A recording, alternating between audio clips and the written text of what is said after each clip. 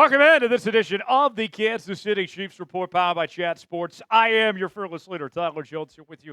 Happy to have you with us. So we have some great news to get to from the first day of Chiefs mandatory minicamp. We'll tell you everything you need to know coming up in just a matter of moments here on today's program. Before we do, folks, we are closing in on 72,500 subscribers here on the channel, just 27 subs away from reaching that next milestone. You may be wondering, why should I subscribe to the Kansas City Chiefs Report? Well, we're bringing you daily news and rumors, sometimes 2 and 3 videos a day. Live shows each and every Tuesday. We also have breaking news, Q&A mailbags, and more. This is your one-stop shop for all things Kansas City Chiefs. If you love the Chiefs, this is the channel for you. The most interactive Chiefs channel on YouTube is the Kansas City Chiefs Report. YouTube.com/ChiefsTV to subscribe now. Join the kingdom, and you'll be glad you did. Great news, Chiefs fans. Trey Smith and Travis Kelce, who were MIA at OTAs. We saw Travis for a little bit, but not the whole time. Trey Smith was not there at all. They were voluntary. They may not have been around at OTAs. However, each of them were present for the first day of Chiefs mandatory minicamp. And let's get a roll call for you, folks. Check in the attendance. Bueller. Good news. 98.9% attendance on the first day of Chiefs mandatory minicamp. That means only one player was not present. That was Trey Watson, which is fine. I don't think anybody was missing Trey Watson, so that's livable. And also in attendance, Drew Tranquill, Juju Smith-Schuster.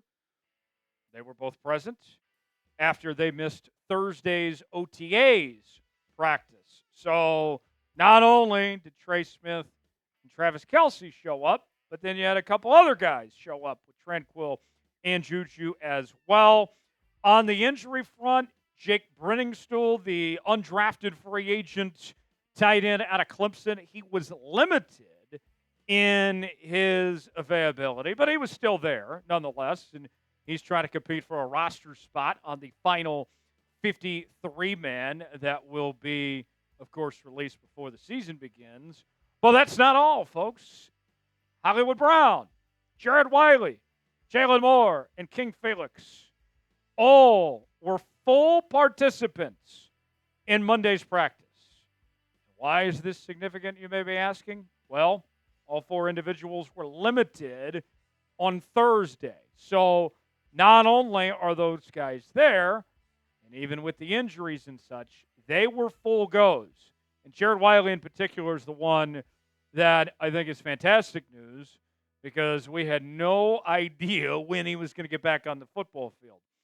In reality, folks, I'm trying not to read too much into attendance, but this is about as good as it gets of what you could ask for if you're the Kansas City Chiefs, of players that are there, 98.9%, and then also the injury front, to have that many players at full strength, at full speed.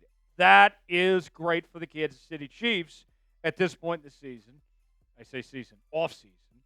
And we know that the way the cookie crumbles, there will be more guys that get banged up. That's just the nature of the beast. But at this juncture, you are in a very good position of strength, and that's a great sign for the rest of minicamp and heading into training camp, that you got all your guys back for the most part, and almost all of them are fully healthy. That's good to hear. We got more on Travis Kelce that we will touch on coming up in just a matter of moments as he made his return to mandatory minicamp. We'll tell you about it. But before we do, folks, I want to know, first day of mandatory minicamp going on for the next 3 days, who will be a breakout player for the Kansas City Chiefs at mandatory minicamp? If you had to give me one name, who would it be and why? Chime in on our pinned comment today and let us know what you think. Got a great deal for Chiefs fans as we have a brand new Nike Chiefs t-shirt on sale now, plus free shipping. It's a great deal. Doesn't cost that much.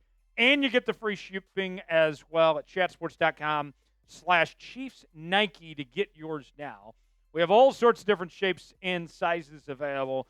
Look, I don't have to be the first to tell y'all. It's getting hot outside. It's pretty humid in Kansas City.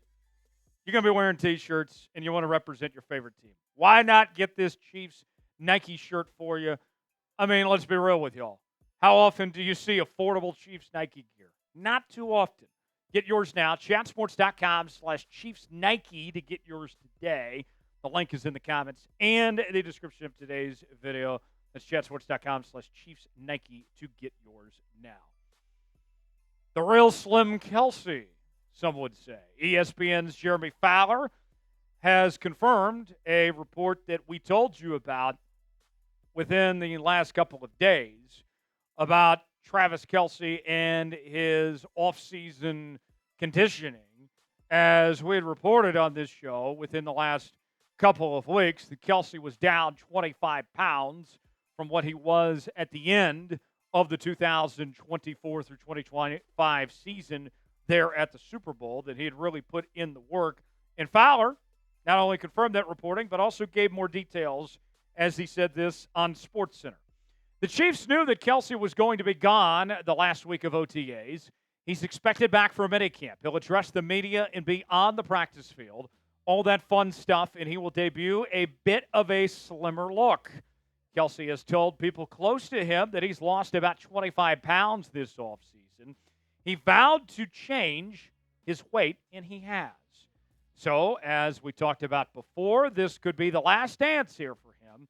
Mid-30s, still a productive player. The Chiefs want to go to him on third downs, but declining a little bit. So he's trying to be slimmer and has gone hardcore this offseason to make it work in what could be his final season. This is reassuring news, my friends, to hear that Kelce is in a bit of better shape. And the critics out there on Travis Kelce last season, that was the number one thing they pointed to with Trav, was that he did not look like his normal self, that he appeared to be out of shape. So that's a huge step in the right direction.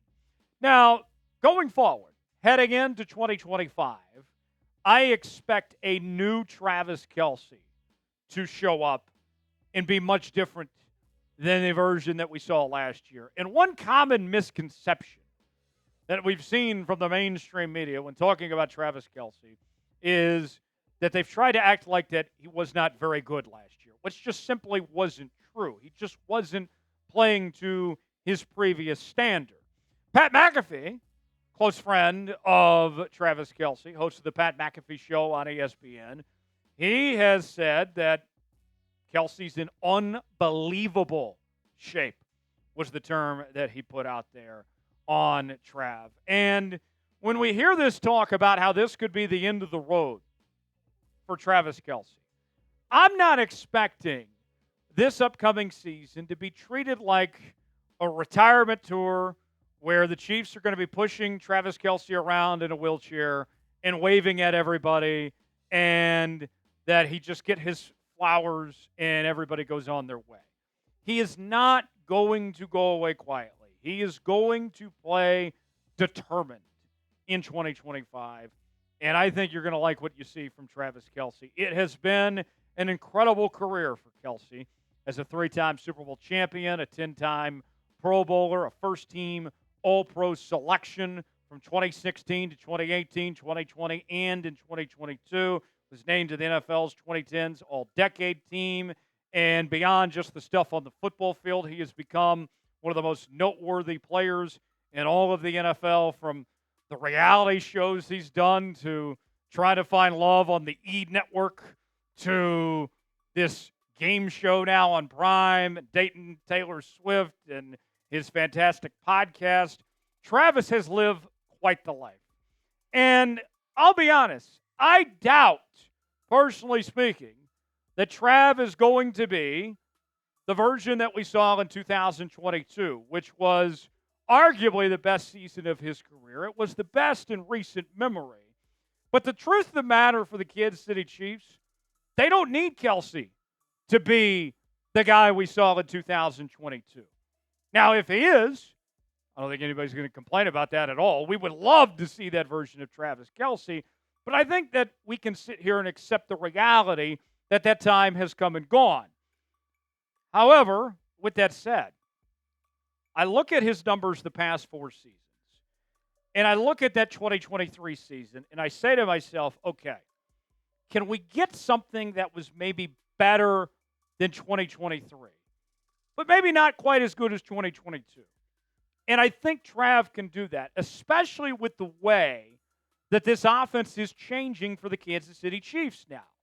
As Rashee Rice is now the primary target for Patrick Mahomes, with Xavier Worthy more involved in the offense, there should be less attention focused on Travis Kelce.